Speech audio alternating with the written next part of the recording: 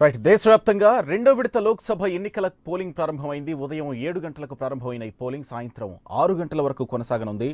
12 రాష్ట్రాలు, ఒక్క కేంద్రపాలిత ప్రాంతంలో 96 నియోజకవర్గాల్లో రెండో విడత ఎన్నికల పోలింగ్ కొనసాగుతోంది. తమిళనాడులో 38 లోక్సభ స్థానాలకు, పుదుచ్చేరిలో ఒక్క స్థానానికి పోలింగ్ జరుగుతుంది.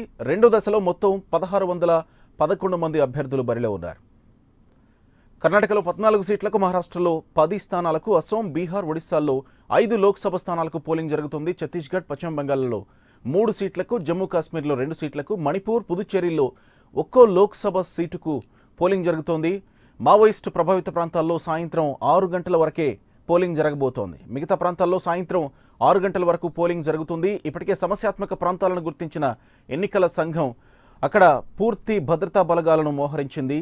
ప్రశాంత వాతావరణంలో ఎన్నికలు జరిగేలా అన్ని చర్యలు తీసుకుంది. మరోవైపు ఒడిశాలోని అసెంబ్లీ ఎన్నికలు ఇవాళ జరుగుతున్నాయి. అయితే బార్గఢ్, సుందర్గఢ్, బోలాంగిర్, కంధమాల్, ఆక్సా పార్లమెంట్ నియోజకవర్గాల పరిధిలోని 35 అసెంబ్లీ స్థానాలకు కూడా ఎన్నికలు జరుగుతున్నాయి. అయితే కంధమాల్ ప్రాంతంలో ఎంపీ ఎలక్షన్స్ జరుగుతున్న నేపథ్యంలో, అలాగే అసెంబ్లీ ఎలక్షన్స్ జరుగుతున్న నేపథ్యంలో మావోయిస్టులు మందు పాత్ర పేల్చడంతో అక్కడ ఒక ఏజెంట్ కూడా చనిపోయినట్లు తెలుస్తోంది.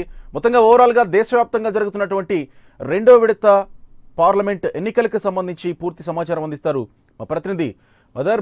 Good morning. ప్రస్తుతానికి దాదాపు పోలింగ్ ప్రారంభమై 3 గంటలు అవుతోంది. ఇప్పటి వరకు 11వ తేదీన ఏపీలో ఎదురైనటువంటి సమస్యలు ఏమన్నా ఎదురవుతున్నాయా? పోలింగ్ సజావుగానే కొనసాగుతోందా? దేశవ్యాప్తంగా ఎలా కొనసాగుతోంది పోలింగ్ సరళి?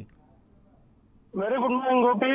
బీహార్ లో మినహా, అంటే బీహార్ లో మాత్రమే ప్రస్తుతం 9 గంటల వరకు 12% పైగా పోలింగ్ నమోదైనట్టుగా కూడా ఎన్నికల అధికారులు చెప్తున్నారు. మిగతా రాష్ట్రాల్లో మాత్రం చాలా నెమ్మదిగా జరుగుతున్నటువంటి పరిస్థితి ఉంది. అస్సాంలో 9%, జమ్మూ కాశ్మీర్ లో అయితే మరీ దారుణంగా 1% ఓటింగ్ అనేది కూడా ప్రస్తుతానికి అయితే నమోదు కాలేదు. కర్ణాటక దాదాపుగా 14 సీట్లకు పైగా అక్కడ పోలింగ్ జరుగుతున్నప్పటికీ కేవలం 1.14% మాత్రమే పోలింగ్ అనేది కూడా ప్రస్తుతానికి నమోదైంది. మహారాష్ట్రలో 0.85%, మణిపూర్ లో అయితే కొంచెం బెటర్ గా ఉంది, 1.78%. ఇలా మొత్తంగా చూసుకున్నట్లయితే అనుకున్నంత స్థాయిలో మాత్రం పోలింగ్ అయితే కనిపించట్లేదు.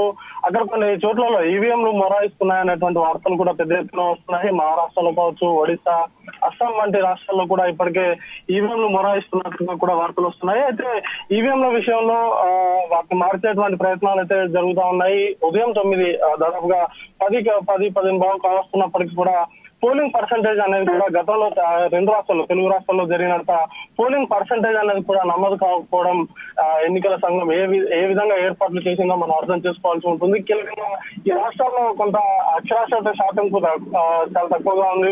వీటితో కొంత పోలింగ్ పర్సంటేజ్ అనేది కూడా తగ్గినట్టుగా కూడా